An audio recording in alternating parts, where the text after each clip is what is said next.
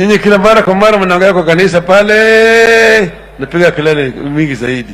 Sasa leo tumekujibu. Tuko tayari kama wanaazimio. Tutaonana ana kwa ana.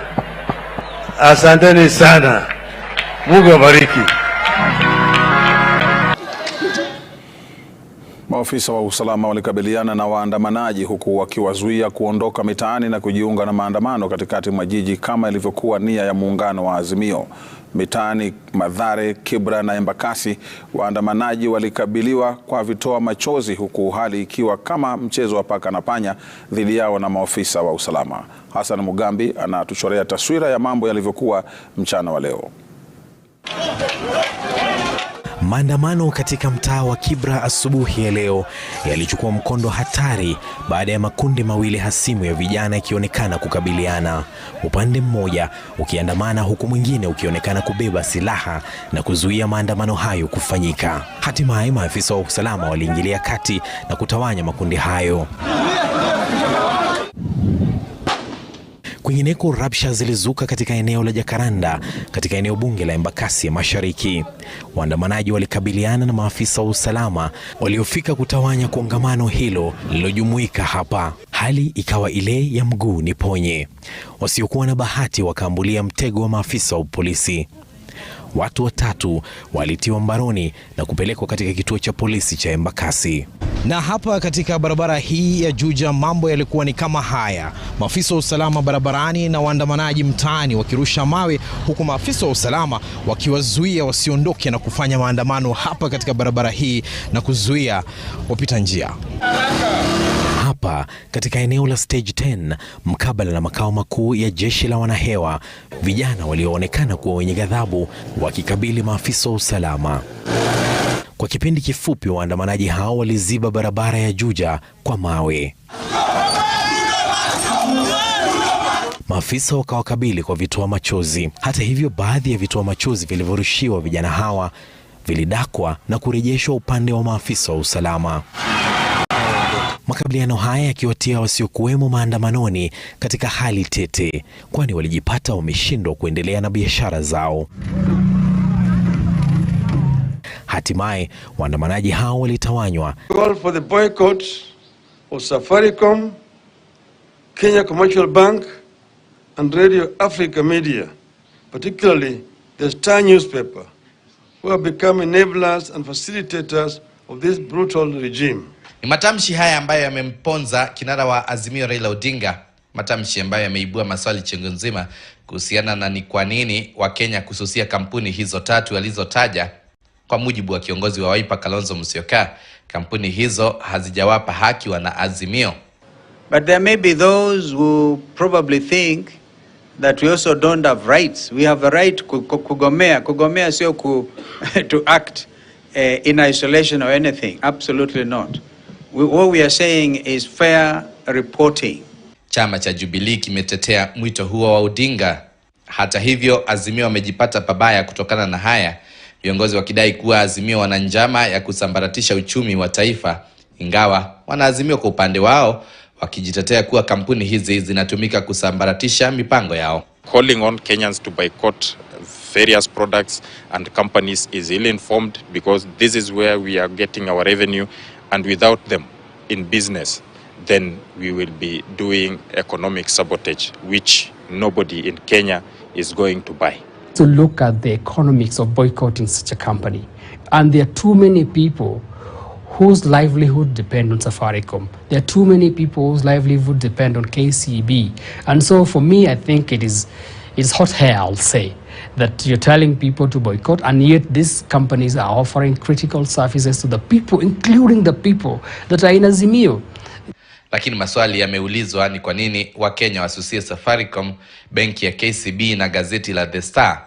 Kufikia sasa Azimio hawajafafanua sababu mwafaka kwa nini Wakenya wasusie, na hata juhudi zetu kupata jibu zimegonga mwamba, wakilimbikiziwa lawama kuwa wana mpango wa kusambaratisha kampuni hizo.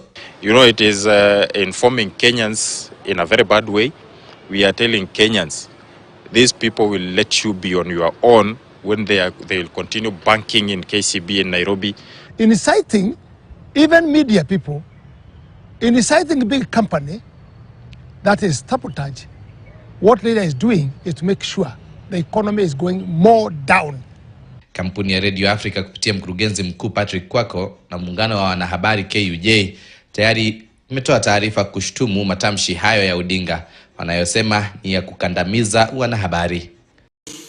As we seek your support to bring peace to our people, to bring unity and understanding amongst our people, and to bring prosperity to our people through giving health and other such things that are necessary for our country to grow. I don't want to speak much. I believe that the bishop who gave the sermon today, I think spoke for all of us, and I think that that sermon does not just apply to our two friends. I think it was a call to duty for all of us who are in leadership. It was a call to duty for all of us who are in leadership. But we must sit and ask ourselves why. Why we have been called to duty. We have been asked, to serve, and we have been to get to a leadership position. Unajua wengine wanauliza mtu amefika hapo kwa njia gani? Ni Mungu tu, hakuna mwingine. Kupata mtu kutoka kona hiyo mpaka kona ile ingine mpaka kona ingine na anasema ni yule, sio mchezo jameni. Sio mchezo. Ni Mungu peke yake ambaye ako na huo uwezo. Tuseme yote ambayo tunataka kusema, lakini ni Mungu peke yake. Na tusijione ya kwamba tumewekwa hapo kwa sababu yetu sisi. Tumewekwa hapo ndio tumtumikie, na kumtumikia Mwenyezi Mungu ni kutumikia jirani yako na wale ambao wako chini yako. That is the only way you can serve God. So friends, leo sio siku yangu ya kuongea mengi, ni siku ya furaha. Nilikuwa nataka kugojea mpaka dakika ya mwisho, lakini nilikuwa nimeambia Bishop Emeritus ya kwamba nilikuwa na shughuli nyingine, na hii ni shughuli ya kifamilia. Sasa nikikosa kwenda nitaambiwa, sasa wewe kila siku tunakuwa na shughuli, wewe hufiki. Na unajua si ati mtu atakuwa kazini maisha, baadaye nitakwenda kwa familia. Sasa lazima nichunge mambo huko pia. Sio tu kushughulikia huku alafu sasa si yego sasa kuna bibi pale. Wakienda nyumbani watakuwa na kunywa chai, ati anaamka asubuhi anaingia mama anamkumbusha hakuna kazi leo. Anarudi kuweka pajama. Kwa hivyo mimi nasema Mungu awabariki nyote, Mungu awalinde, tuishi kwa amani, tupendane vile tumeambiwa na viongozi wetu wa kidini, na mimi sina shaka. Amani, umoja, maendeleo tupate, tufurahie taifa letu kama Wakenya, kama ndugu na dada, na mimi sina shaka tutasonga mbele kwa uwezo wa Mwenyezi Mungu. Mungu awabariki, Mungu awalinde, tutaonana tena. Asanteni sana.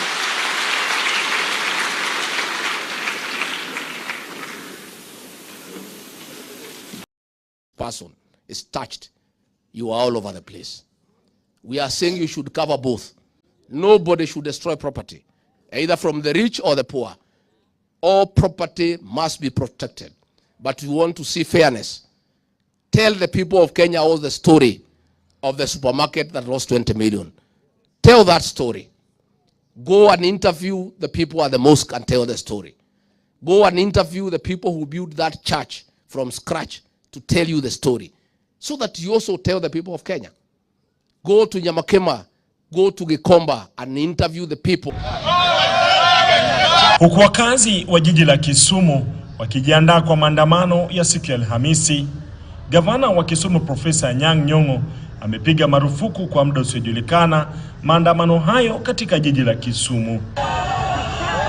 Kupitia ujumbe wa Nyong'o kwa vyombo vya habari, anasema na watangazia kusitishwa kwa muda usiojulikana maandamano katika kaunti ya Kisumu kuanzia leo Jumatano tarehe 29 ili kutupa muda kujiunga na maandamano jijini Nairobi. Nyong'o anaendelea kusema kwamba watu wa Kisumu wanasalia kujitolea kwa matamanio ya muungano wa Azimio la Umoja na kampeni yake ya Kenya Bora. Japo Nyong'o katika ujumbe huo hakutaja sababu mahususi za kuchukua hatua hiyo, huenda hasara kubwa kwa jamii ya wafanyabiashara katika jiji hili kufuatia maandamano ya Jumatatu 2 zilizopita ikawa sababu kuu. Wale wafanyabiashara wa Kibra ambao walipata madhara juzi, poleni sana. Poleni sana sana, tunaambiwa ya kwamba viosk vilichomwa, sasa mkapata hasara kubwa zaidi. Sisi tuko pamoja na nyinyi. Nimesema ya kwamba tuwasaidia nyinyi na vifaa kama mabati ya kujenga tena zile vioski zenu. Sawa. Hatutaki ugomvi, hatutaki uharibifu wa mali ya watu yoyote. Tumesema tunataka kufanya maandamano kwa njia ya amani. Is a country of the rule of law and we have a constitution. Huyu jamaa ya maandamano amezoea to force his way into government through violence. In 1982, he masterminded a military coup against the government of President Daniel Arap Moi. Many Kenyans died and property was destroyed. Ambayo watu wasichukue hii kama fursa ya kuingilia biashara ya watu wengine, kuharibu mali ya mtu yoyote. Hiyo italeta sifa mbaya sana kama muungano. Kwa hivyo tunataka amani na umoja ya Wakenya. Yale tunapigania ni kwa manufaa ya watu wadogo, kwa manufaa ya watu ambao wanahangaika, kwa wale wafanyabiashara, kwa wale ambao hawana chochote. Hiyo sisi tunawapigania. Ikiwa kama wewe sasa unachukua fursa hiyo kwenda kuingilia biashara ya mtu mwingine, wewe ni mpumbavu. He wanted to come to power through the back door. It was not possible. In 1997, when he stood for presidency, he was number 4. He lost. He brought chaos and violence, and President Daniel Arap Moi brought him to government and made him Minister for Energy. You know what happened? Akakuja kwa serikali ya Moi, akaisabaratisha. In the year 2007, Mwai Kibaki, our beloved president, defeated him hands down. He brought chaos. Many Kenyans died. Property was destroyed. Wewe hujui kwa sababu gani sisi tunapigania. Sasa hapa kanisa ilichomwa, ikaleta hasara kubwa zaidi. Lakini hiyo ni njama ambayo imepangwa nje ya Kibra na wale wote ambao wanapinga mambo yetu. Wanataka kuleta jina mbaya kwa movement yetu, kwa sababu jamaa hao wanafanya njama kama haya. Lakini tunasema shetani sisi hatuwezi kufanya kitu ambacho kinaleta athari kwa watu wetu. Tunataka kuona kama watu wetu wanaishi kwa njia ya amani na kwa njia ya upendo. Kibra ni sura ya Kenya. And Kibaki brought him into government through Nusu Mukate. You know what he did to Mwai Kibaki. In the year 2017, again, President Uhuru Kenyatta defeated him again. He brought chaos. He sowed fear to President Kenyatta. He brought him to government through the handshake. He came and destroyed the entire Jubilee agenda, made life impossible, confused our president, and made all projects to stall. 2022, we defeated him. He went to court. The Supreme Court made a decision. Again, now he's back. He has brought violence. He has brought destruction of property. Kabila zote za Kenya wako Kibra. Hakuna chimbo chote ambayo hayuko Kibra. Mimi nimekuwa mbunge wa Kibra kwa miaka 20. Hakuna mtu yote ambaye amenishinda hapo Kibra, hata Nairobi mzima. Na kila mara kwa mara nilikuwa na chaguliwa na kura mingi zaidi. Na zaidi. Na kabila zote walikuwa wananipiga mimi kura. Saa ingine Wakikuyu pale hawanipigi mimi kura kwa ya urais, lakini kura ya mbunge wananipigia mimi. Urais wanapigia Kibaki. Wakamba wanapigia Kalonzo ya rais, lakini ya mbunge wanapigia mimi. Ndio sababu mimi nilikuwa napata kura mingi zaidi. Kwa hivyo mimi nimekuwa pale na mimi ni mtu wa Kibra. Ulisikia mimi nikisema wakati nilikuwa kunakuwa na ile janga ya Mau, mlima ya Mau. Nikasema mimi niko tayari kurudi kuuza mandazi Kibra. Lakini Mau ihifadhiwe. Si nilisema namna hiyo? Bali mimi nitastaafu Kibra. Siku mimi nastaafu nitakuja kwenu mpate mimi plot pale Kibra. Nitajenga huko. Kwa sasa sisi tumesema kama wana Azimio, maandamano tumelazimishwa kufanya maandamano. To intimidate President William Ruto and I to bring him into government. He is trying to come to government through blackmail. He is trying to blackmail us into talks. I want to confirm to the people of Kenya that the government shall not give in to blackmail. And nobody will come to power through violence. And I want to say, for the avoidance of doubt, this issue of the cost of food is not the real issue. Because when Raila Odinga was in government through the handshake arrangement with Uhuru Kenyatta, unga was 230 shillings. He did not demonstrate, he did not raise an issue. Unga has now come down to 175 and 180. That is not the real issue. The violence that is being unleashed against the people of Kenya by Raila Odinga is trying to force us to enter into a handshake and bring him to government through the back door. I want to say from Kangocho, here in Nyeri, the land of freedom fighters, that it is not possible for him to come to government through the back door. There is no constitutional provision whatsoever to bring Raila to the government. Unake jamaa amekataa kuongea na sisi. Sisi tumekuwa na dai 4. Kwanza tumesema tunataka gharama ya maisha ipunguzwe. Bei ya bidhaa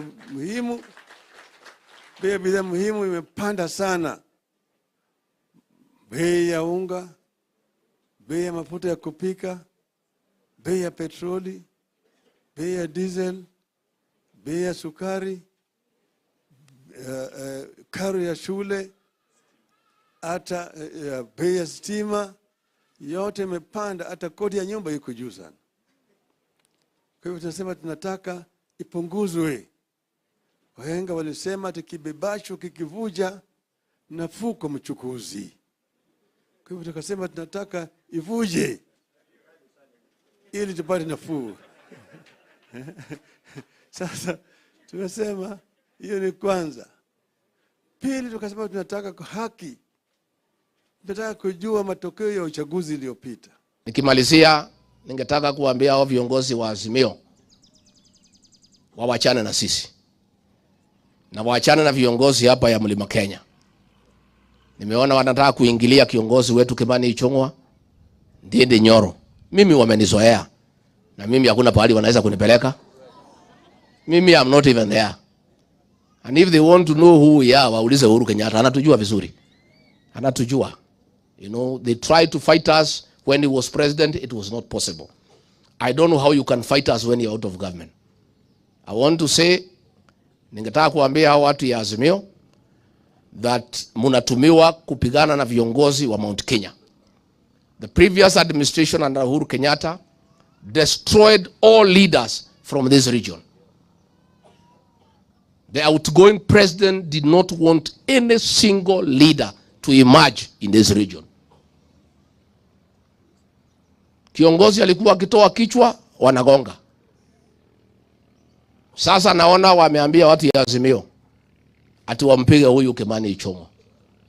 Kimani Ichung'wa is a leader in this region who is respected, who has a good brain and focus, and who has a future for this region. And vile walishindwa kutupiga saa hiyo, Mungu akatusaidia tukakuja juu. Hawa wametuma watu ya Azimio to try to destroy the future of our leader Kimani Ichung'wa katika area hii. I want to tell Honorable Kimani Ichung'wa to remain steadfast and to remain firm. And Kimani Ichung'wa, as the second senior most leader after me in this region, you have a responsibility to unite all the political leadership with this area and defend the economic interests of the people of this region without fear.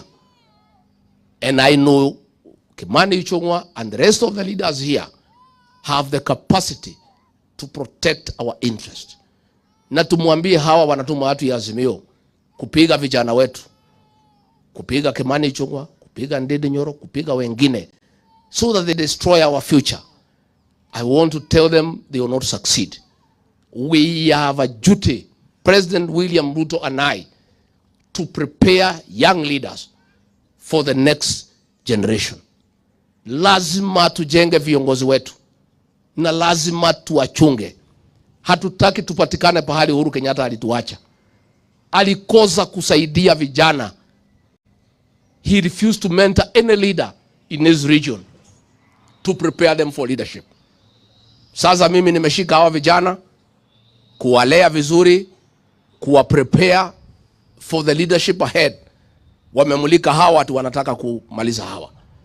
I would like to tell our young leaders in this region, Bwana Murango, Betty, Munyoro, Kimani Ichung'wa, Ndindi Nyoro, Methu, Patrick Munene, wale vijana wetu wote na wasichana katika region hii, mukae gagari na msiogope, and you must protect the interest of the people in this region.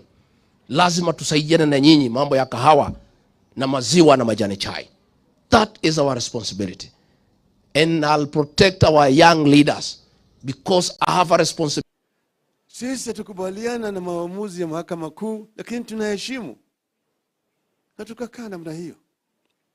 Lakini baadaye kukatokea sasa mambo tofauti. Ukweli imetoka. Jamaa kule ambaye anafanya kazi kule ndani akapiga firimbi na akatoa matokeo. Iko na sahihi, iko na stampu, na iko na ni hata na ile inaitwa barcode ambayo ukipiga. Mukachagua MCA, mukachagua wabunge, mukachagua gavana na senator, na rais mulichagua ama hamukuchagua? Mulichagua rais? Mulipiga kura ya rais? Munajua matokeo ilikuwa nani alishinda? Muko na hiyo habari? Ni ule mtu ya kitendawili alishinda ama huyu Haslan ndiye alishinda? Picha namna hii inakuambia wewe wapi hiyo ile rushwa, siku gani, saa ngapi. Kwa hivyo tunasema hii ushahidi ambayo imetoka ni ushahidi mkubwa sana. Sio tu kwa hiyo uchaguzi iliyopita, lakini kwa ile uchaguzi ambayo inakuja. Tusiporekebisha yale ambayo yalifanyika mwaka jana, hata mwaka 2027 utarudia yale namna hiyo. Kutakuwa na haja gani Bwana Kalonzo kusimama, au Wajakoya, au Martha, au Eugene, au mtu yote kusimama kama hakuna uwezekano ya wao kushinda? Hata ukishinda wanatangaza mtu mwingine bandia. Hao nchi zingine ambao wanasema ni demokrasia, hao yote wakati huu wameangalia pande nyingine. Kwao haiwezi kufanyika, lakini hapa wanasema ni sawa sawa. Tumewaambia hao nchi zingine waacheni wa Kenya wasuluhishe mambo yao kama wa Kenya. Tusifundishwe mambo ya demokrasia na Uingereza au Marekani au India au Japani au Australia. Sisi ni Wakenya na tunaweza kusuluhisha shida zetu kama Wakenya. Kwa hivyo hakuna haja ya Bwana Ruto kwenda kule Ujerumani kuongea juu ya mambo ya Raila sio nini hapa. Naibu Rais Rigathi Gachagua alikuwa katika shule ya upili ya Kagosho, kaunti ya Nyeri, ambapo aliangazia suala la maandamano ya Azimio yanayotarajiwa Alhamisi kote nchini, akitaka Wakenya kuendelea na shughuli zao za kawaida bila hofu ya kuhangaishwa. I want to assure the people of Kenya that tomorrow Kenyans should go to work and open their businesses. The government has made elaborate and adequate arrangements to protect life and property. Na kwa kile kinachoashiria uwepo wa maafisa zaidi wa polisi wa kushika doria ili kufanikisha amani, Gachagua alikuwa na onyo kwa waandamanaji. As you plan your demonstration tomorrow, as you plan to destroy property, know that the government will protect life and property tomorrow in Nairobi and in other towns. Na bibi pia nataka kutoa wito kwa Sakaja, na yeye pia atoe order yake aban maandamano kule Nairobi. Ndio maana sasa kama maandamano itakuwa ikuwe huko Kisumu. Na serikali ikiwa imekashifiwa kwa kukosa kulinda shamba la Northlands linalohusishwa na familia ya Rais mstaafu Uhuru Kenyatta lilipovamiwa na watu wasiojulikana, Naibu Rais alionekana kutegua kitendawili. The government has a constitutional mandate to protect life and property of the rich and the powerful. Nani alishinda?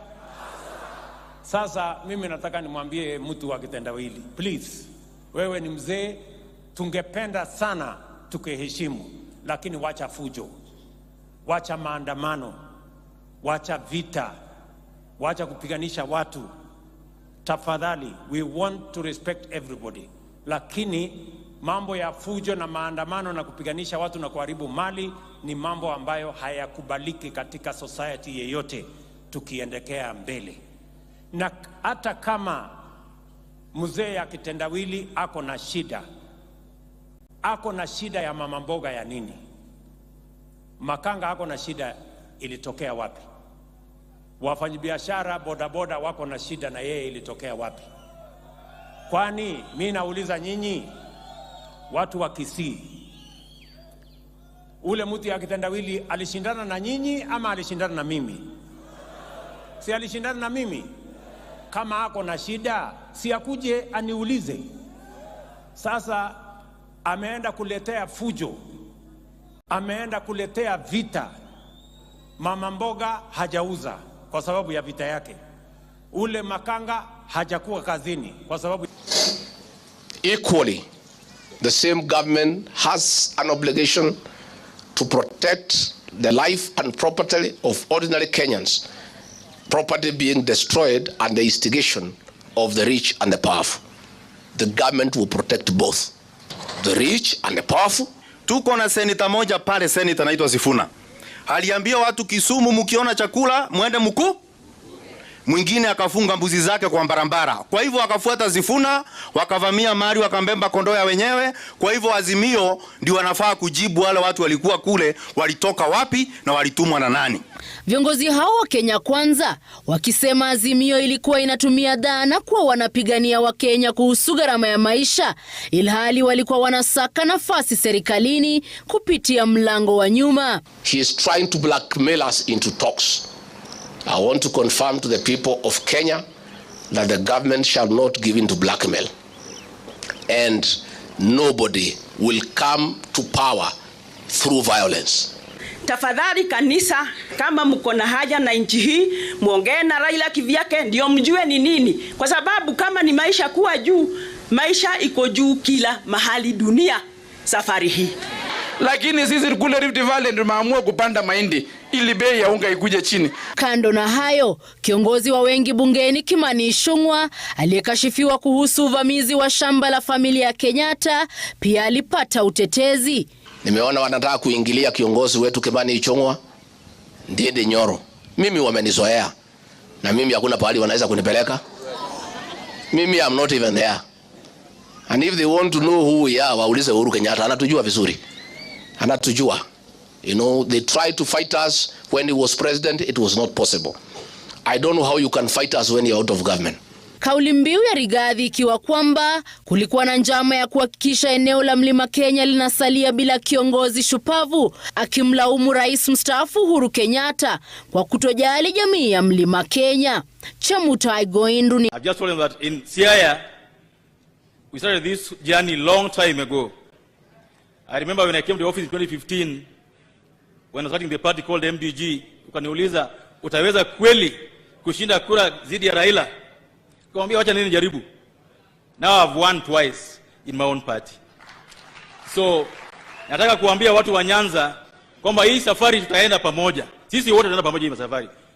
Hakuna mtu atabaki nyuma kwa sababu huyu muungwana amefanya kazi kubwa sana.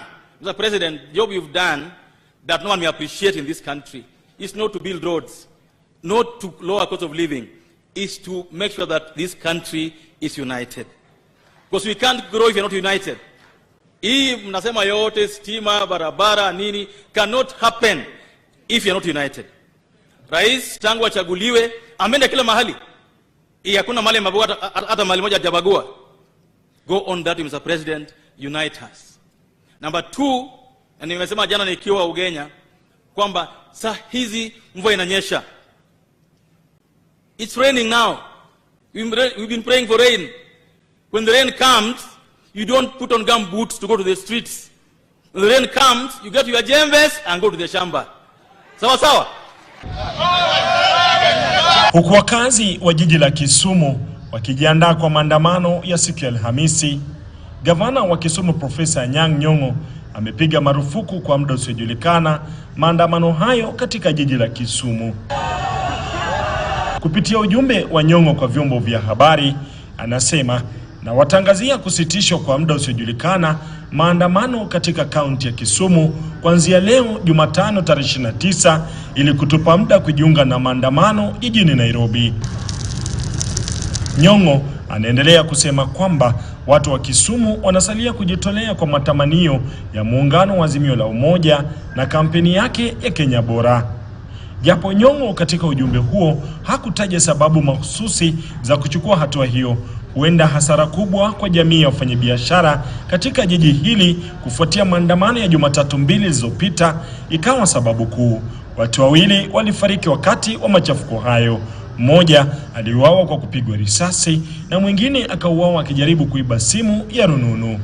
Hoteli ya Imperial Sarova, maduka na baa ya Pit Stop jijini Kisumu ni baadhi ya vituo vya kibiashara ambavyo viliharibiwa zaidi, huku mali ya thamani ya mamilioni ya pesa ikiharibiwa. Ibainike wazi kuwa tarehe 23 mwezi huu akiwa Uingereza, Gavana Nyong'o, waziri wa biashara na uwekezaji Moses Kuria na shirika la United Green la Uingereza walitia kandarasi mkataba wa bilioni 31 kuimarisha sekta ya kilimo katika kaunti hii. Akimjibu Nyong'o, gavana wa Nairobi Johnson Sakaja amesema kwamba kaunti ya Nairobi ni kitovu cha biashara nchini na tayari wamekadiria hasara kubwa ya machafuko ya maandamano hayo kwa siku 2. Hivyo kwa heshima ya ugatuzi amemshauri gavana Nyong'o kuyaacha maandamano hayo kufanyika katika kaunti yake ya Kisumu. Na jijini Kisumu, uamuzi wa Nyong'o umeonekana kuwaghadhabisha wenyeji wanaomtaka kukoma kukandamiza ajenda ya mabadiliko yanayoongozwa na kinara wa upinzani Raila Odinga. Hii maneno nyingine tunasema maandamano imeisha kabla sijasikia kwa Raila. Sasa tutaelewa nani? Tuelewe Raila ama tuelewe nani? Na tunajua kwa kinagaubaga wewe ulipata yako. Mwenye hajapata yake ni Raila Amolo Odinga. Tunakuomba governor, uachana na maneno ya baba. Ikiwa kazi imekushinda kwenda nyumbani. Bei ya unga bado haijasuka chini. Sava yenyewe bado haijafunguliwa. Na sasa hii wewe unasema ati maandamano kuna Kisumu. Kwani hii Kisumu kwa sio Kenya? Bwana gavana, hii Kisumu sio Kenya. Kama umechoka na maandamano, gavana, tunakuheshimu, wewe ni mtu mkubwa, wewe ni mtu mzima. Wewe kaa tu nyumbani, wewe kaa tu pole. Wewe angalia tu venye sisi tunafanya maandamano.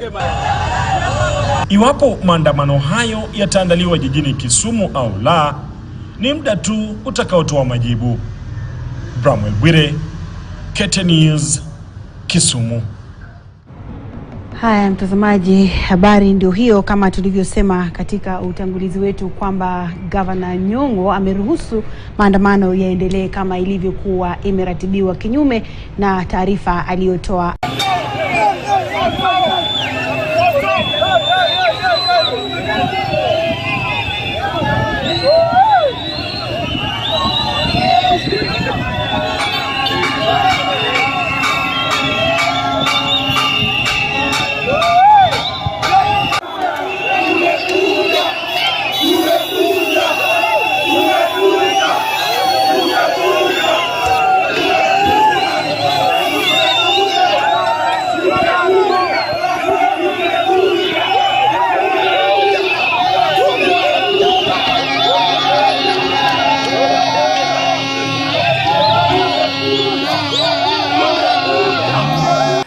Wamefunga barabara hiyo kutatiza shughuli za usafiri. Ukiangalia ni mawe pale, mrundo wa mawe kwa umepangwa pale barabarani kuhakikisha kwamba hakuna anayetoka Kenya kuelekea Tanzania hatapita na hakuna anayetoka Tanzania kuelekea Kenya hatapita. Tuwasikize wanasemaje kwa sasa. The people of Migori, we have decided to pick it today and to demonstrate because it's our right to demonstrate. We want to tell Koome, please let us. Huku zikiwa zimesalia saa chache tu kabla ya maandamano ya muungano wa Azimio, maswali yanaendelea kuibuka kuhusu jinsi maandamano hayo yameendeshwa na pande zote kufikia sasa, waandamanaji na pia maafisa wa usalama. Tume ya Kitaifa ya Haki za Binadamu na ile ya majaji ikisema kuwa maandamano hayo yameshuhudia ukiukaji wa haki kadhaa za kimsingi na kuonya kuwa taifa hili huenda likarejea katika siku za nyuma ambapo mambo hayakuwa mazuri. It is important to note that countries that have slipped into the path of disorder and lawlessness have ultimately degenerated into anarchy. The price of this is too costly. It is a path of no return. The Commission is raising the red alert. Events of 20th March 2023 and 27th March 2023 can potentially take the country on a dangerous path with glaring ramifications to human rights, democracy, and the rule of law. Mienendo ya polisi wakati wa maandamano hayo yameshutumiwa na mashirika haya na sasa yametaka uongozi wa idara ya polisi kuhakikisha kuwa polisi wanaendesha shughuli zao bila mapendeleo. Then there was police inaction when police action was required, and there was police action when police inaction was required.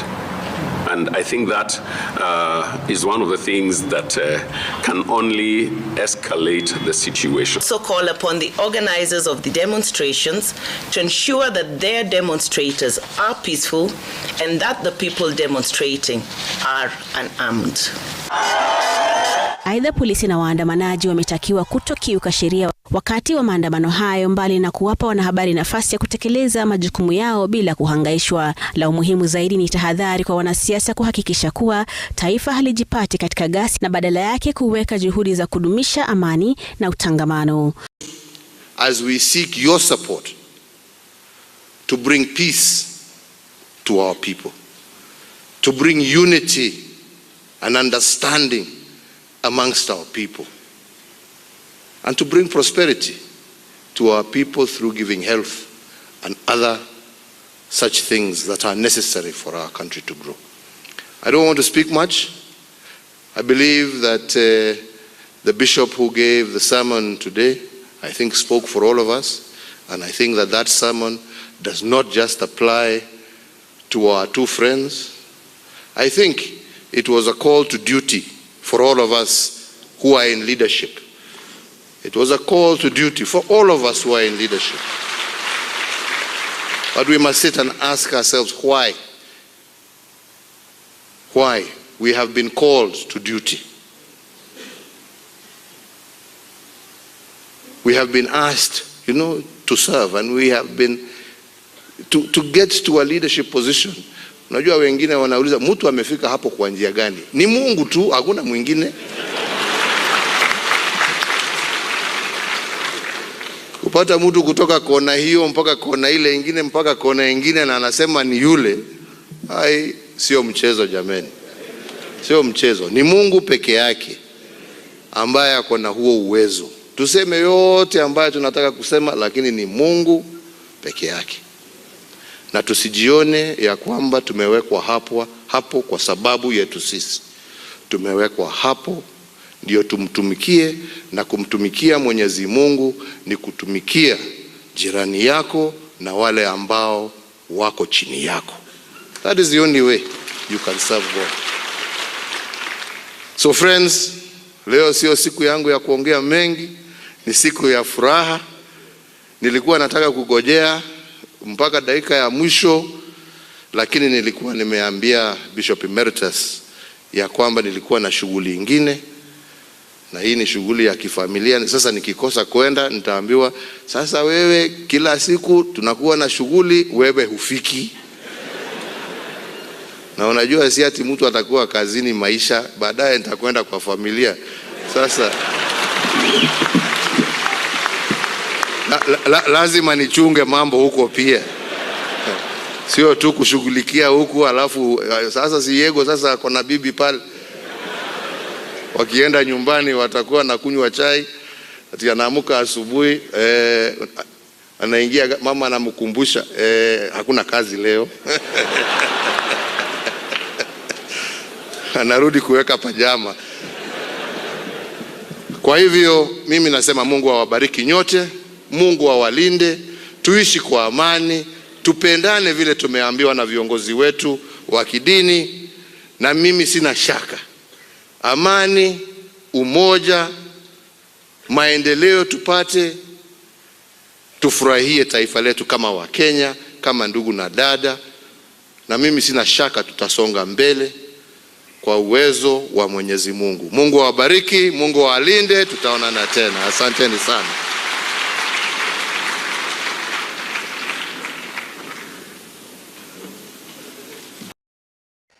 William Ruto, thank you very much for speaking to DW today. The African continent is becoming something of a sort of a diplomatic sort of battleground at the moment over attitudes to the great turbulence here in Europe at the moment, the Ukraine war. Now, Kenya has taken a very strong and very distinctive position on the Ukraine war, you know, right in the early days in the UN Security Council, speaking out very clearly against Russia's invasion. Can you explain Kenya's position? Why has it been speaking out so strongly? Because we are great believers and signatories to the UN Charter, which speaks directly to a rules-based globe, you know, and ensuring that there is respect for countries and their boundaries. Any violation of the UN Charter by anybody in whatever manner is a threat to violation of the same elsewhere, everywhere in the world. Maybe it is Germany, it is today, it is Russia and Ukraine. You never know who it is tomorrow if we allow this to go on. So our position has been, this can be resolved. We must be a rules-based globe. We must respect the UN Charter. That's the position of Kenya, and not just the position of Kenya, that's the position of the UN and any country that subscribes to the UN Charter. And as you say correctly, the world is realizing that Africa is an important destination, important because of what the future portends, you know. This is the continent that has 30% of the world's natural resources. This is the continent that has the largest resources around renewable energy. We are talking about 70% of the population in Africa is below the age of 30. Creative, innovative, energetic, and so it's necessary for any part of the world to realize the importance of Africa and to tap into what Africa can bring to the table. This is not the continent of disease and poverty anymore. This is the continent that has a future. Yeah. And everybody, any reasonable leader anywhere in the world would want to know what Africa thinks and would want a partnership with the African continent. Yeah, there is talk of a kind of a sort of drift between the West and the global South on this issue of Ukraine, with many countries within the global South, particularly quite large ones, so very much on the fence, not wanting to take quite as clear a stand as Kenya has. What do you say to those countries? What's your message to them? Our position as a country is that they say a threat to peace anywhere is a threat to peace everywhere. Our position is that this is not about the North versus the South. It's between what is right and what is wrong. There are those who genuinely believe this war should be sorted out, like us, because trying to apportion blame is not the way to go. There are those who are saying this war is as a result of sanctions. And to their credit, yes, the sanctions are having a devastating effect on commodity prices, grain prices, fertilizer prices. On the flip side, there are those who are saying this is as a result of the war. Again, it is true. So, is it the war or is it sanctions? And from where I sit, it doesn't matter whether it is the war or the sanctions. We just need to stop it. Let's find the mechanism to put it to an end so that we can stop the victims of this war increasing. There are victims, real people who cannot access food, who have challenges, real countries like Kenya, who we've had challenges with accessing fertilizer. We have challenges with accessing grain. We've had to rethink about our agriculture. How do we do things differently so that we avoid dependency on the global supply chain of these commodities? And China has been sort of becoming more vocal on the war recently. It's come out with what it calls a position paper on peace. When you look at what they're saying and how close they are to Vladimir Putin, and we just saw Xi Jinping in Moscow, do you think that they are a kind of a credible player in trying to bring the war to an end? I think China should do more than it's currently doing, from where I sit, because I think China is a big player in the economic space. So I believe from even a strategic point of view, China should be pushing for the end of this war, because we've all come from a devastating effect of the COVID pandemic, and beyond the borders of China, China has huge interests in many parts of the world, including Africa, where they have deployed resources, they have supported the building of infrastructure, they've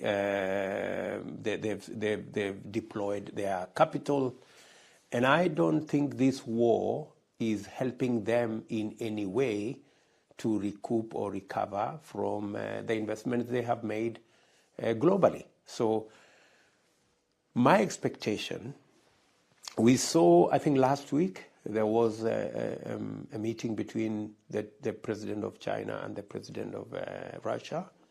We weren't told exactly what the discussion was, except for, them saying they will work together. But I want to believe that at the center of the conversation was, where is this war going? Because it's not good for Russia. I don't think so. It's not good for China. It's good for nobody. So hopefully we should be able to see more of what China can do to leverage on its, friendship with the Kremlin and with Russia on how to bring this war to an end. And yet we've just seen Vladimir Putin saying that he wants to move nuclear weapons into Belarus. When you hear something like that, what do you think? It's really unfortunate because the rest of us were expecting a de-escalation.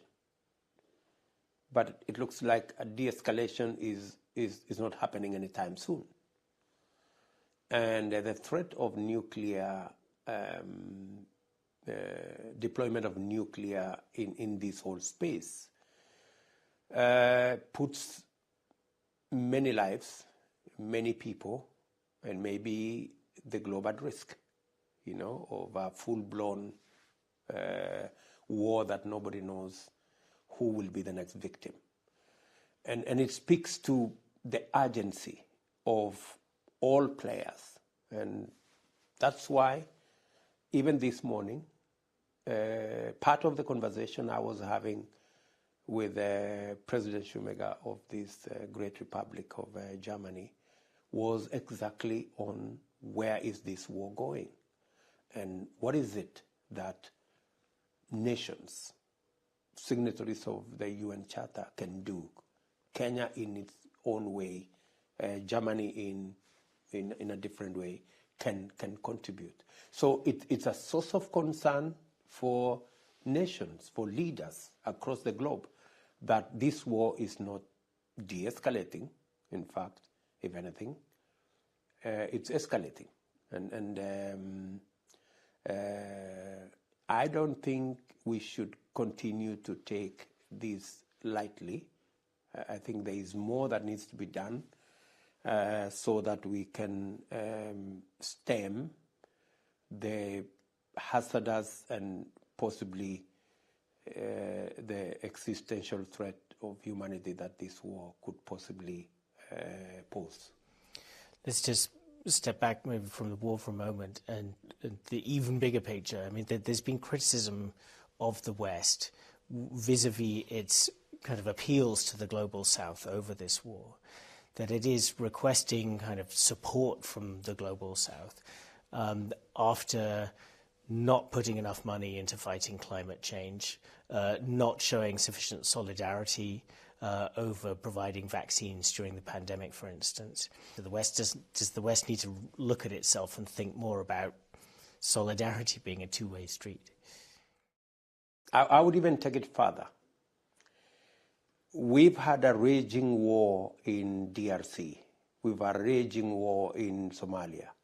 We have challenges in Ethiopia. We have issues in South Sudan. And we are all alone.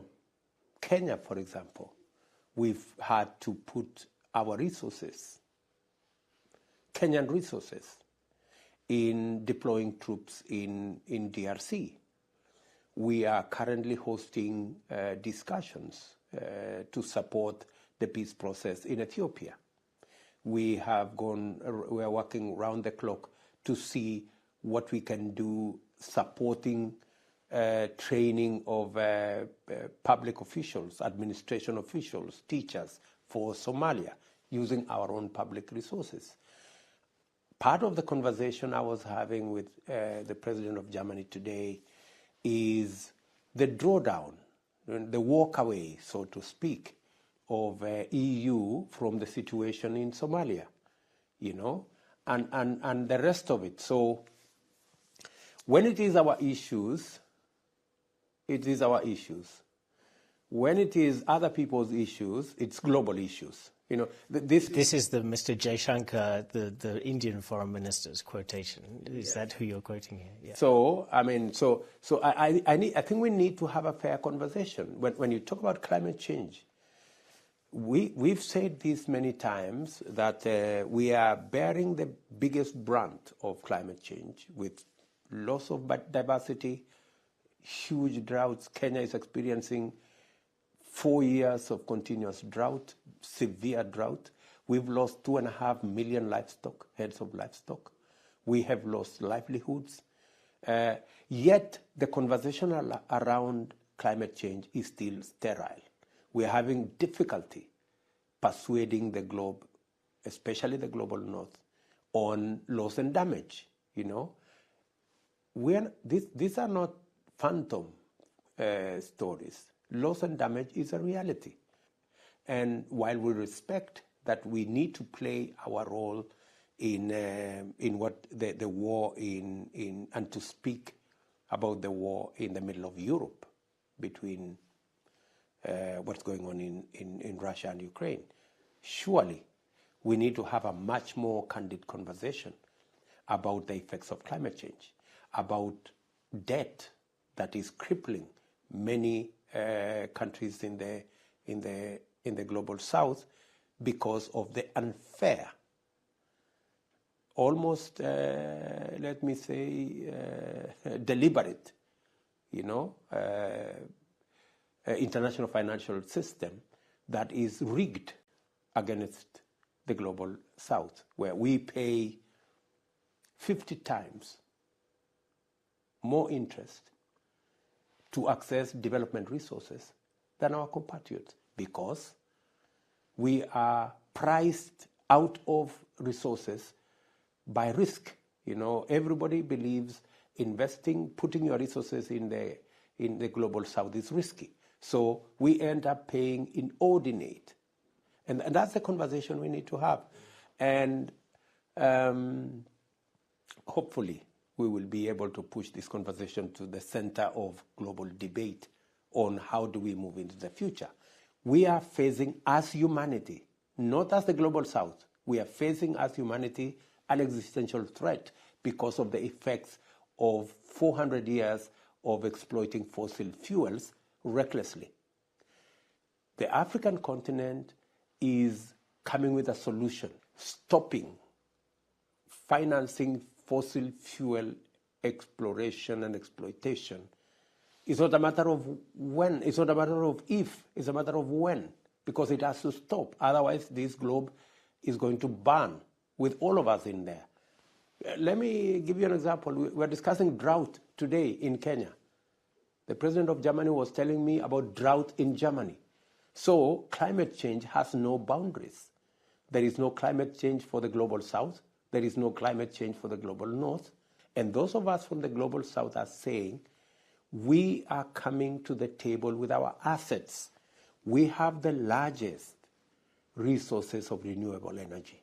We have the largest natural resources. We have the largest, maybe 65% of the world's arable uncultivated land. We have the largest population, young, energetic, innovative. These are resources that we are coming to the table and saying, we need to have a conversation about how do we access development financing? How do we access fair, consideration? How do we de-risk investments in these resources so that we can use renewable green energy to drive the development of the world going into the future? Not the development of Africa alone, not the development of the global south. Let me say this with absolute clarity. We are at a crossroads.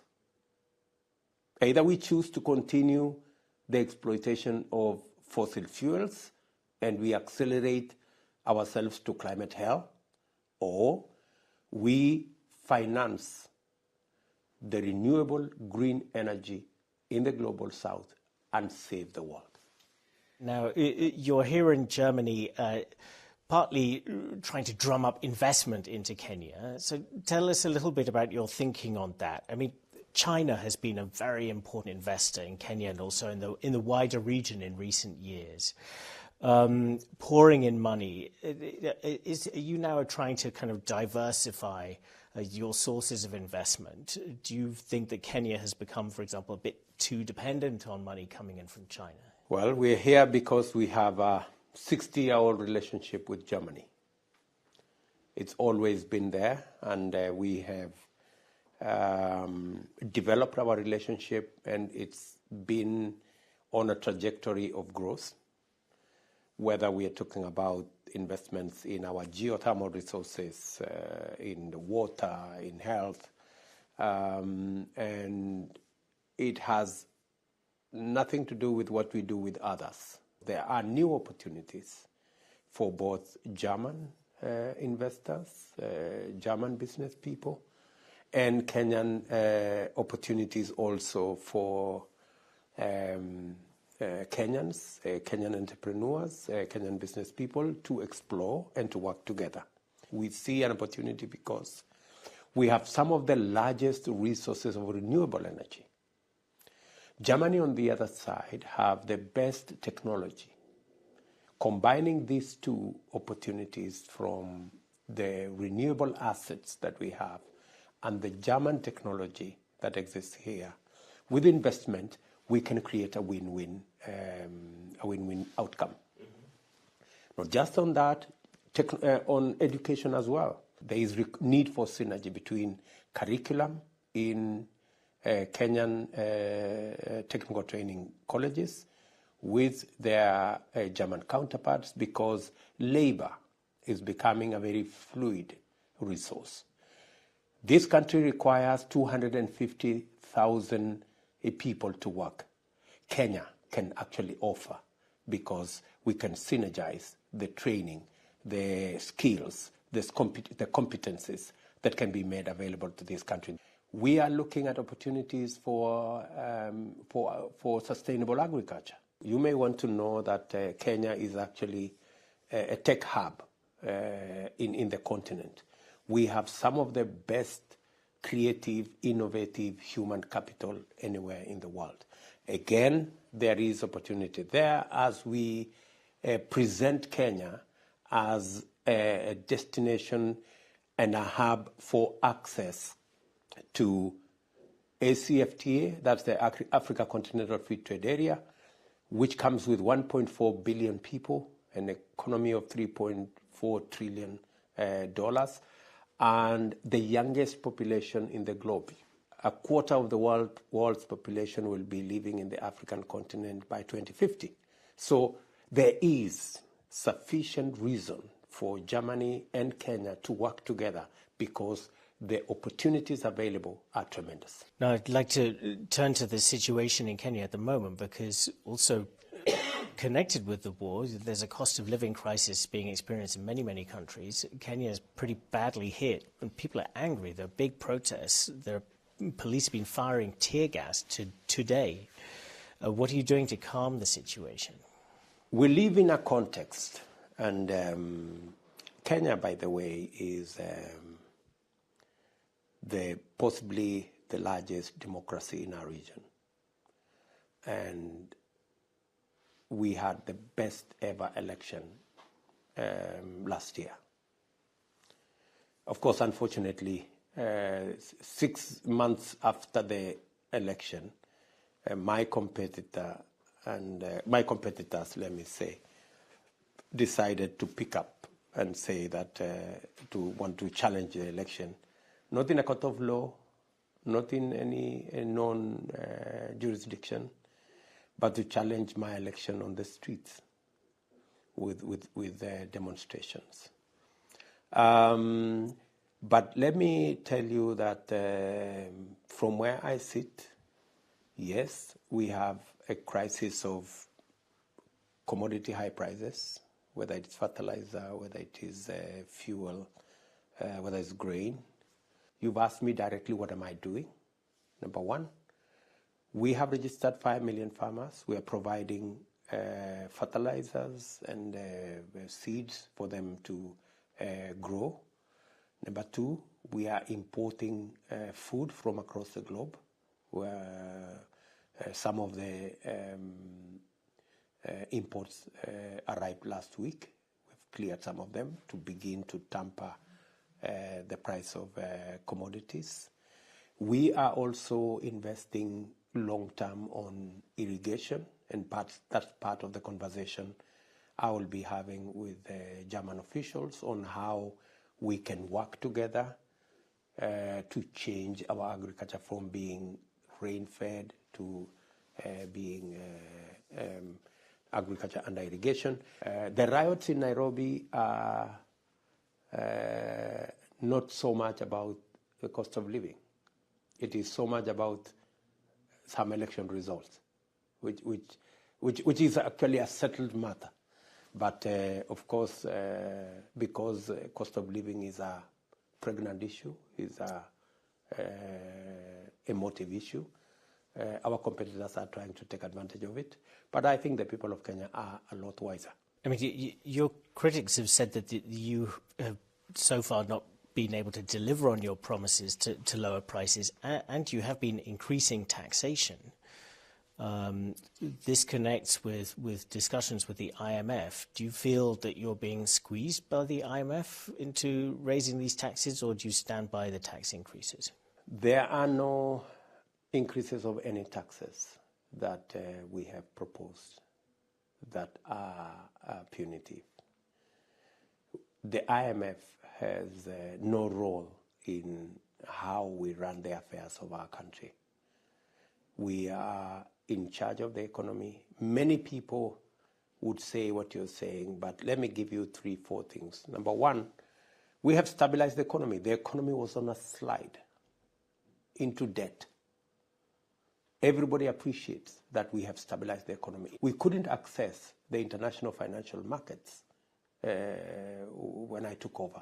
Today, we can access any international market because they have seen the kind of stability we have brought. And I'd just like to finish by touching on an issue that has been the source of some international controversy, the LGBT issue, which in East Africa, many East African countries, has been controversial. Just recently, the neighboring country of Uganda introduced very draconian legislation, which caused quite an outcry internationally. Do you have a feeling that Uganda has gone too far with its legislation? I am Kenyan, so I'm sure Ugandans can speak for themselves. I can only tell you about Kenya and what Kenya as a country and me as a leader, we've taken the position that the provisions of the Constitution as it is today, the provisions of the law as it is today, we allow other countries to do what they want to do. We cannot dictate to Germans or Americans or French or Ugandans on what they want to do. That's theirs to choose. For us as a country, we have taken a position, and that position is informed by our culture, our tradition, our constitution, and our laws. But those laws do date back to the colonial era in some cases. And, you know, critics outside would say, well, you know, LGBT rights are an intrinsic part of human rights, which are internationally recognized. Do you recognize that? Do you see that the rights of LGBT people are intrinsically a question of human rights, which are universal, or do you feel that it is simply something that it is for each country to decide? The Kenyan Constitution is a 2010 Constitution. In fact, it was celebrated as the most progressive constitution, providing especially the chapter on human rights and the rights of people and the extent of the protection of rights of people that is enshrined in the Constitution. And in that context, in the formulation of that Constitution, the people of Kenya spoke expressly as to what kind of rights and to what extent everybody can enjoy their rights without infringing on the rights of others. In Kenya, the only understanding of relationships around marriage is around men marrying women. That's the context of a relationship that exists in Kenya and exists in our constitution and is provided for in our constitution. And it can happen elsewhere. We have no issue with people celebrating their issues in America and in other countries. That is their choosing. Just very briefly, I mean, it was really just a blink of an eye also in Europe, in the United States, that marriage was only between a man and a woman as well. It's a very short time. Do you think that will never come in Kenya, or you think maybe it will just come but in a longer period of time? I cannot tell you. I cannot stretch my imagination that far. Maybe we can leave it here for now and see what happens in the future.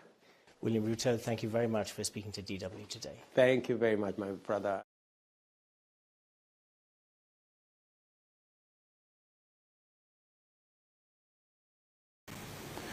If it is me, I will prepare to govern the country on day one. If it is not me, I will accept that my competitor has won. If I have any issue, I will go to court and accept the outcome of the court. Kweli, mimi ni katibu mkuu wa KANU. Sio namna hiyo? Lakini KANU hii ya mimi na Mheshimiwa Uhuru, KANU yenyewe ambayo ni ya miaka 40 ni KANU ya kina Mheshimiwa Kibaki.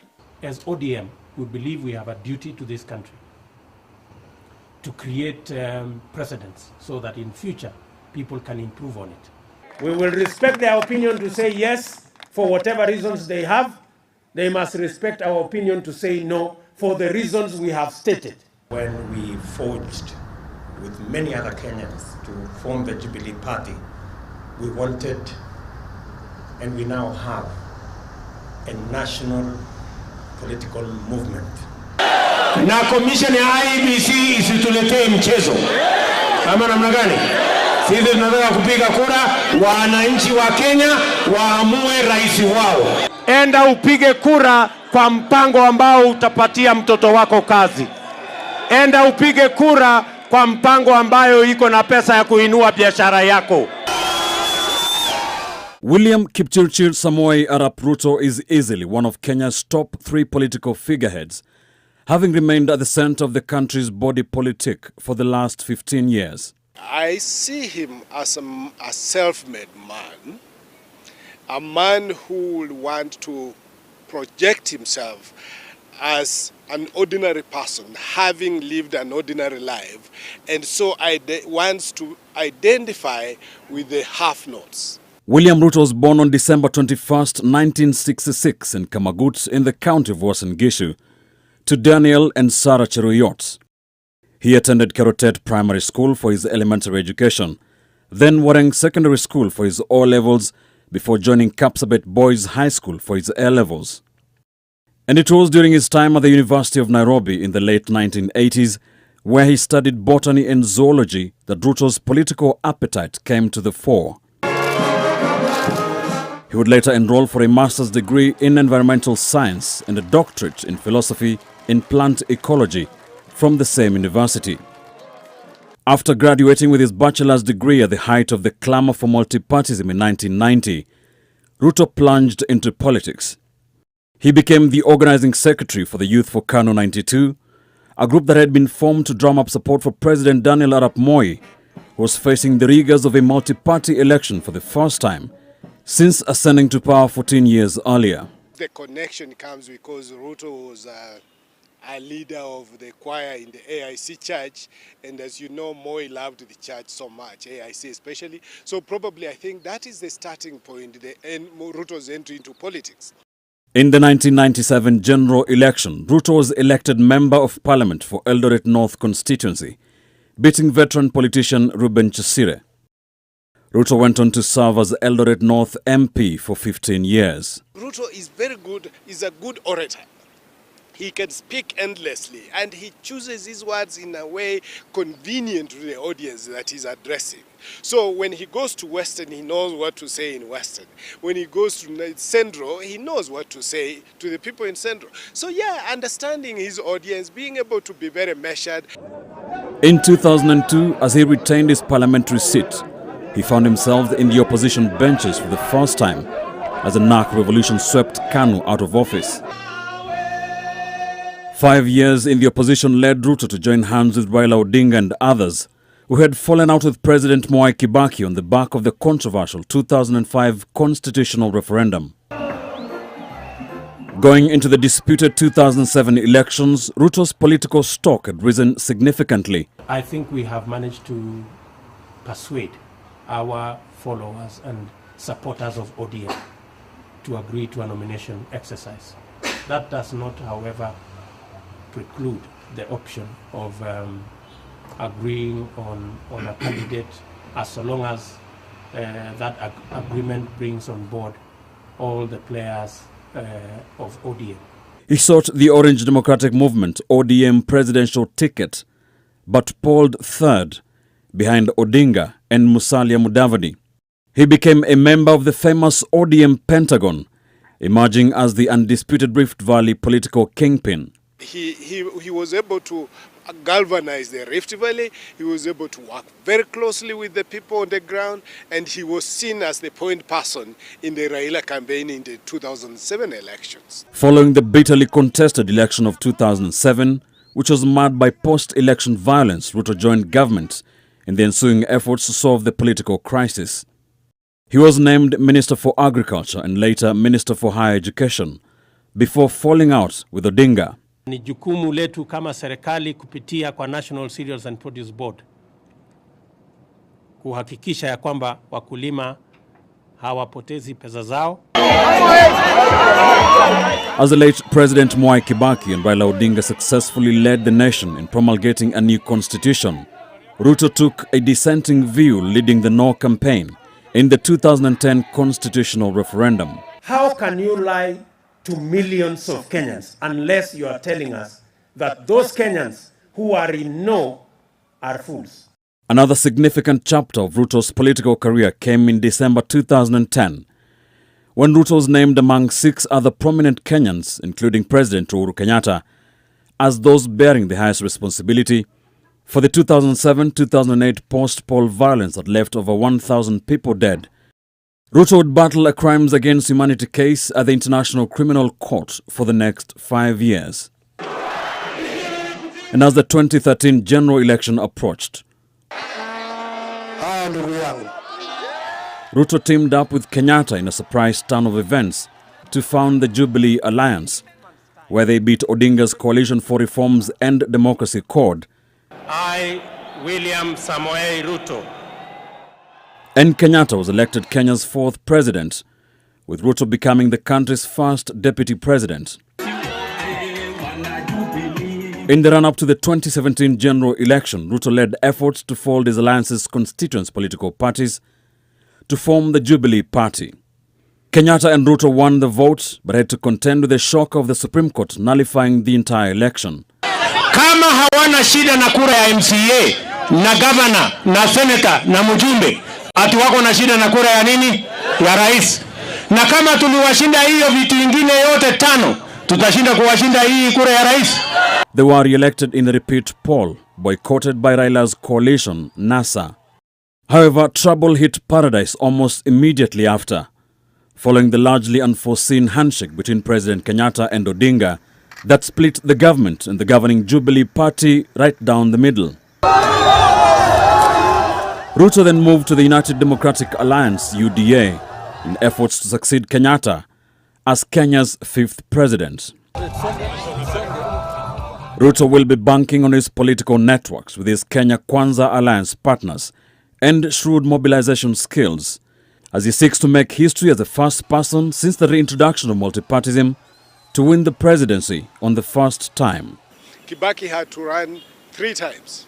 Raila is now having the 5th stab at the presidency. So if he wins, he will be making history. If he, however, loses, he has nothing to lose. He's 56, like I said. He looks forward to, he can go back, learn his lessons. What went wrong with these campaigns? Why didn't I win? And get ready for 2027. So, in accordance with the law, the Constitution and the law, I, Wafula Chebukati, Chairperson of the Independent Electoral and Boundaries Commission, hereby declares that Ruto William Samoei has been duly elected as the president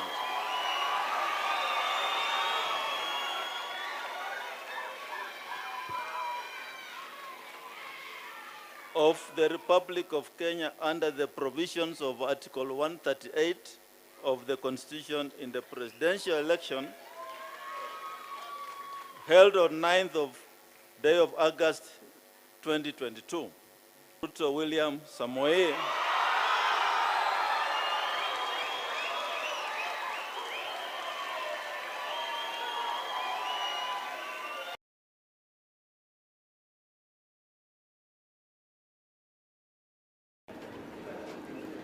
So labda nisungumuze kwa ile lugha wa Kenya wote watafahamu.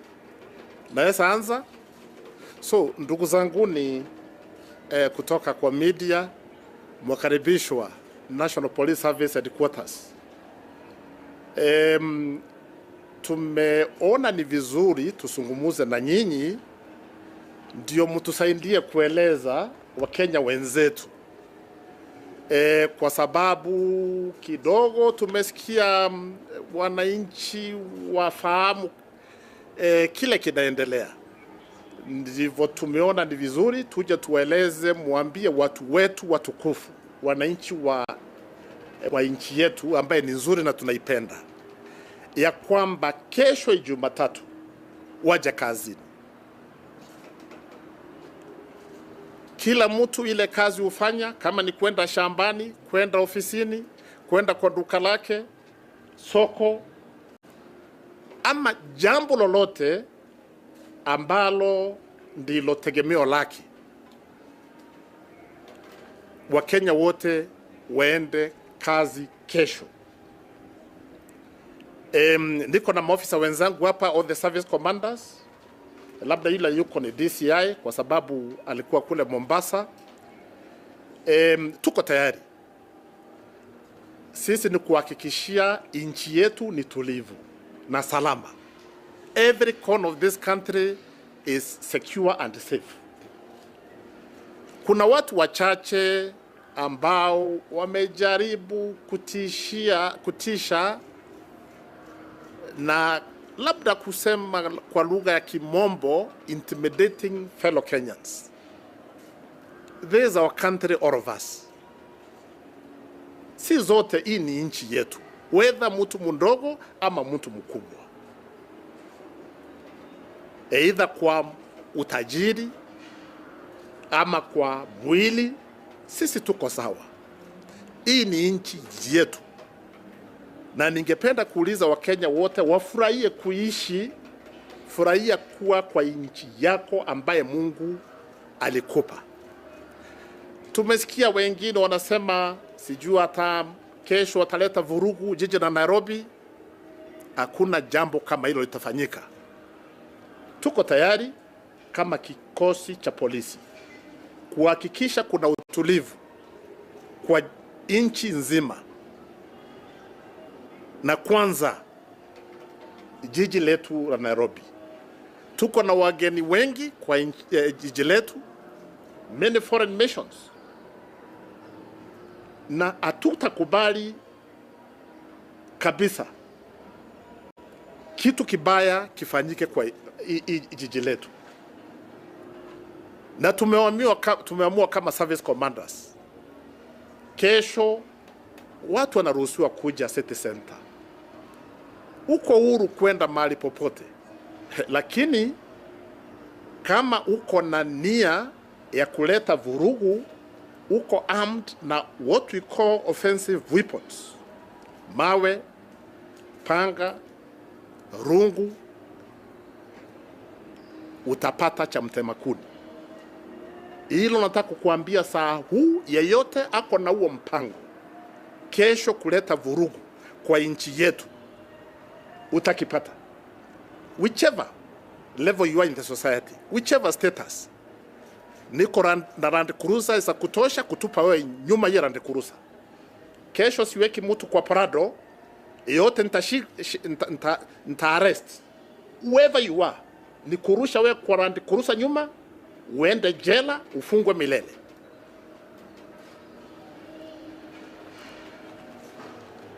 Kwa hivyo nitarudia, you are armed with offensive weapon. Unatoka kwa estates, kutoka kule tunakuona uka na nia ya kuleta vurugu, tutakuundumia uko kwa estates. Na tuko tayari jameni, tuko tayari, tutadili na wewe uko kwa estate, utabaki uko. Hakuna ambaye ataruhusiwa kuja kwa city center ati aharibu mali. Kama kikosi cha polisi, we have really restrained ourselves. Unajua tulikuwa naangalia mambo vile anaenda, watu wanasema sava, tufungue sava. Jameni, hata mimi kama Inspector General, mimi sijaiona huyu Sava anakaaje. Labda mnisaidie huyu Sava anakaaje. Mimi simjui mnyama anakaaje, anaitwa Sava. Siulize wala nakaa na hii Sava kwa nini unataka kuchafua nchi kwa sababu kitu ambacho mwananchi wa kawaida afahamu, mimi sifahamu kama Inspector General. Those are political issues. Political issues which need political solution. But when it comes to security, I have a mandate as an Inspector General to ensure I protect life and property. And I'm very good at that.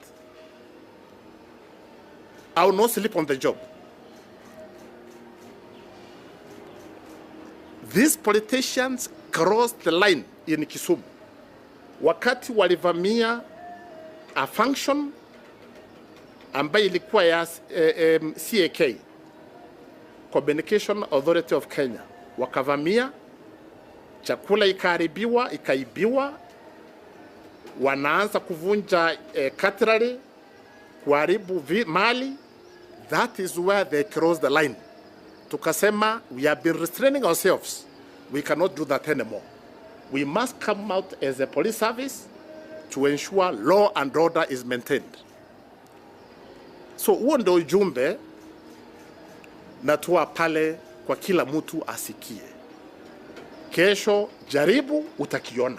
Whoever you are, I'll deal with you. Nimesikia politicians, nimeangalia last week, wanaanza kutisha regional commander wangu Bungei, tutashika wewe, tutapeleka international court. Kwa nini unaogopa Koome? Unadeal na mdogo wangu. Deal with the Koome. I'm ready. I'm the commander of the National Police Service. The buck stops with me. Don't start intimidating my junior officers. Kuna wengine wanaanza intimidate a young policewoman, Maseno. Imejaa kwa social media. A constable. Why don't you target the IG? Can I call them cowards? Face the IG. I'll deal with you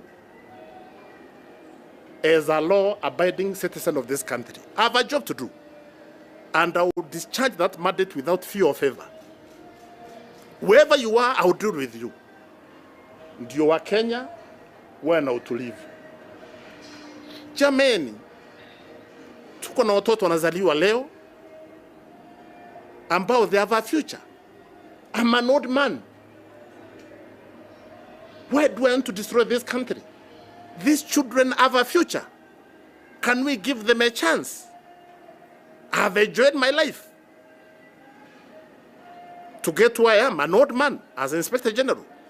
I have been to school. Nilipatiwa nafasi ya kusoma, kwenda primary, secondary, chuo kikuu. Kwa nini tunataka kuharibia watoto wanazaliwa leo? Because of our selfish interests. Huo ndio ujumbe naambia Wakenya wenzangu. Tuwe na utulivu, tupende nchi yetu, tuko na nchi nzuri. Lakini mambo ya kutishatisha wengine tuache. Tuache na tuweke kando. Enough is enough. If you have issues with me as a person, confront me. Not young toddlers. Confront me as a person. Hiyo sababu unasema ikafunguliwe, enda fungua, sijui iko wapi mimi.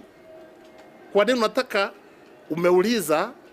Nasikia wanauliza waruhusiwe kila street ya Nairobi. Wendo wakitembea wakiuliza Sava.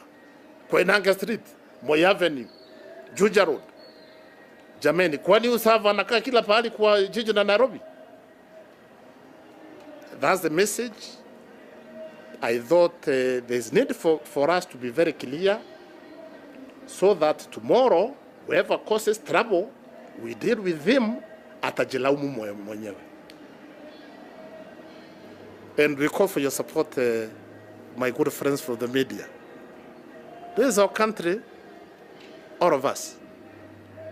And may God bless you. Can I stop there? Unless they have any issue you may want me to clarify. Do I start with a good lady? Please.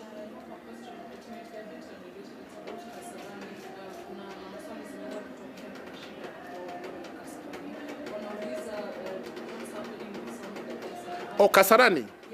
Mambo ya Kasarani. Si Kasarani ni mtaa wa Nairobi.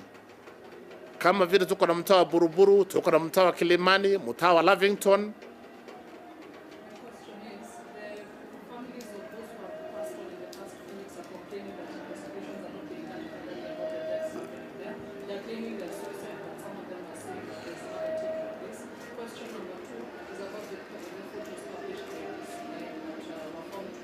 Thank you. You have asked about Kasarani, and I've told you clearly, it's among our beautiful estates in this city. Right? Just like Lavington, Buruburu, Ruai, wherever. So if a murder occurs, we have a duty to investigate.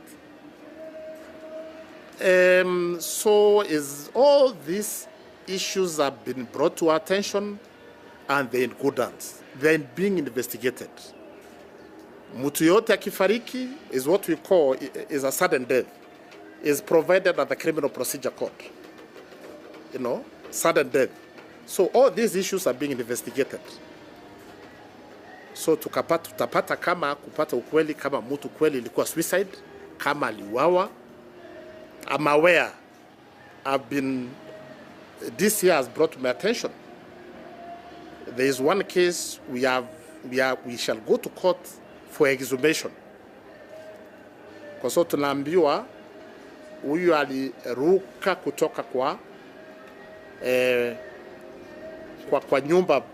nyumba fulani, lakini tunaangalia hiyo shimo, so we need again to have that body exhumed.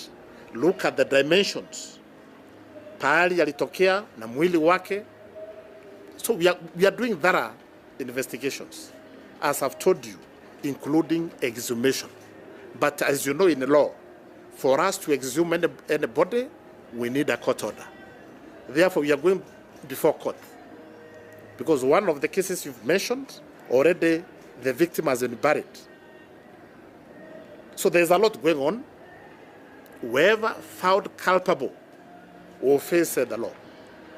Mambo ya picha, wale walionekana kwa magazeti.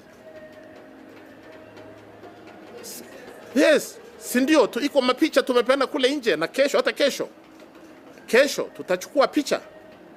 Yote ataonekana akibeba mawe, akibomoa, akiharibu mali. Tutachukua hatua.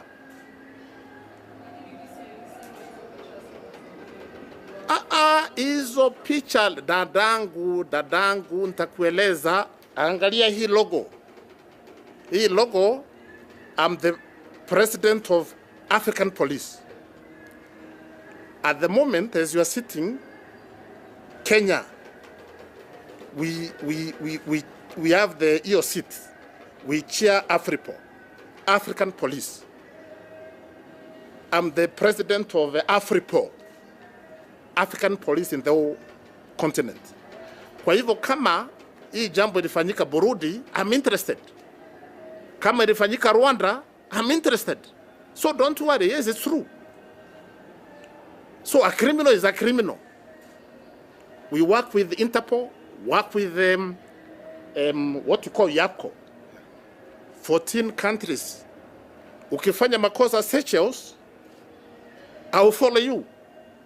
Ukifanya makosa Southern Sudan, because that is my responsibility as the president of Africa. So yes, all those pictures, whether from wherever, I'm interested in all those matters.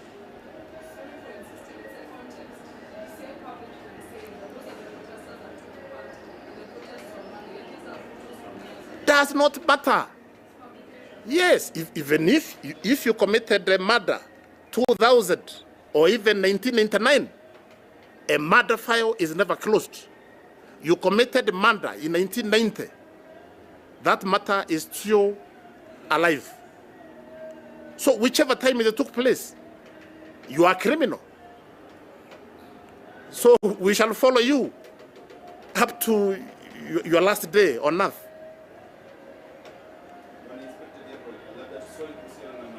Yes, do.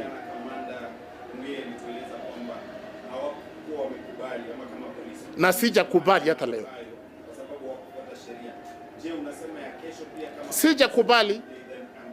Sijakubali, sijaidhini. Na huyo ni mdogo wangu. Sasa nikiwa hapa niulize mimi,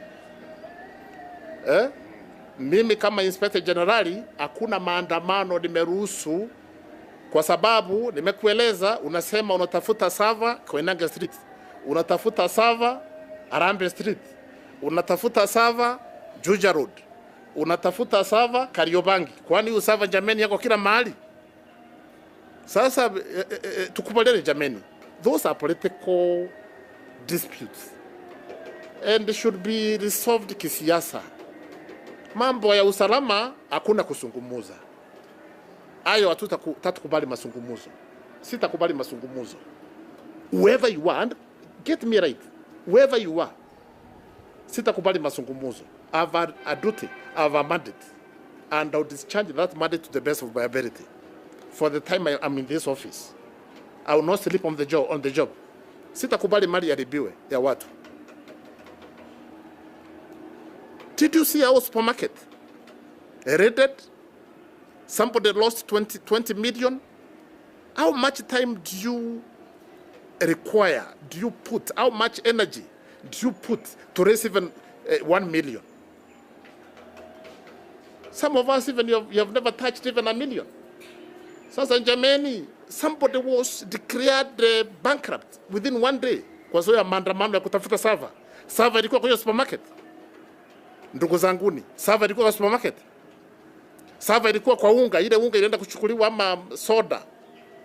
Ile mtu alibeba, server ilikuwa ndani. Let's be serious. The last one maybe? Yes, Wawero.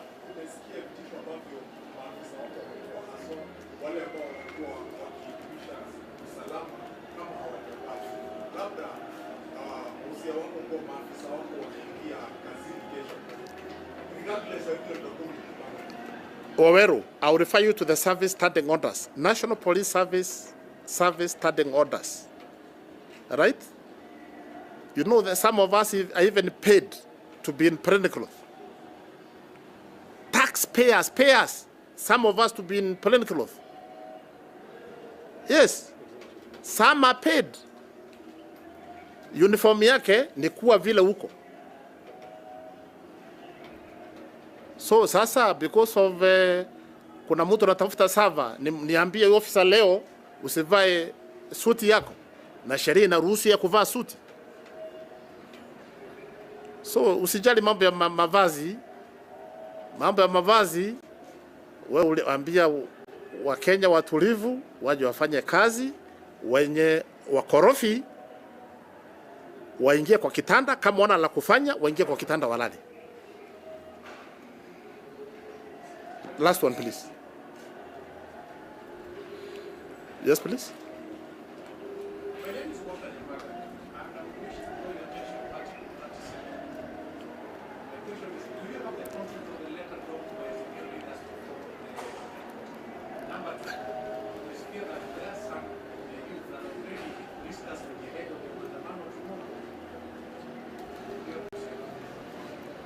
Article 37, that one is very clear in my mind. Go read it. It says you are allowed to picket, do whatever, but peaceably. There is that clause, you know, there is that one. Must be peaceful. Lakini umetoka jameni, nasikia kunaona unanunua mawe shilingi 20. Uko na mawe unanunua, umebeba katoni musima ya mawe, kila mawe nasikia ni shilingi 20. Uko na mawe kama 20. What is 20 times 20? 400. Na unasema ati unga. Na uko unabeba mawe ya shilingi 400. So let's be, let's be careful. Let's be careful. I've said it clearly, you are coming out of the estate. Then the officer is able to tell you're not peaceful, you want to cause trouble, the officer will deal with you right there. If you're peaceful, kuja kazini. Lakini kama unabeba mawe kwa karatasi na rungu nitakuhudumia. Call for the boycott of Safaricom, Kenya Commercial Bank, and Radio Africa Media, particularly the Star newspaper, who have become enablers and facilitators of this brutal regime. Ni matamshi haya ambayo yamemponza kinara wa Azimio Raila Odinga, matamshi ambayo yameibua maswali chungu nzima kuhusiana na ni kwa nini Wakenya kususia kampuni hizo tatu alizotaja. Kwa mujibu wa kiongozi wa Wiper Kalonzo Musyoka, kampuni hizo hazijawapa haki wana Azimio. But there may be those who probably think that we also don't have rights. We have a right kugomea. Kugomea sio to act in isolation or anything. Absolutely not. What we are saying is fair reporting. Chama cha Jubilee kimetetea mwito huo wa Odinga. Hata hivyo, Azimio wamejipata pabaya kutokana na haya, viongozi wakidai kuwa Azimio wana njama ya kusambaratisha uchumi wa taifa, ingawa wana Azimio kwa upande wao wakijitetea kuwa kampuni hizi zinatumika kusambaratisha mipango yao. Calling on Kenyans to boycott various products and companies is ill-informed, because this is where we are getting our revenue, and without them in business, then we will be doing economic sabotage, which nobody in Kenya is going to buy. To look at the economics of boycotting such a company, and there are too many people whose livelihood depend on Safaricom. There are too many people whose livelihood depend on KCB. And so for me, I think it's hot hair, I'll say, that you're telling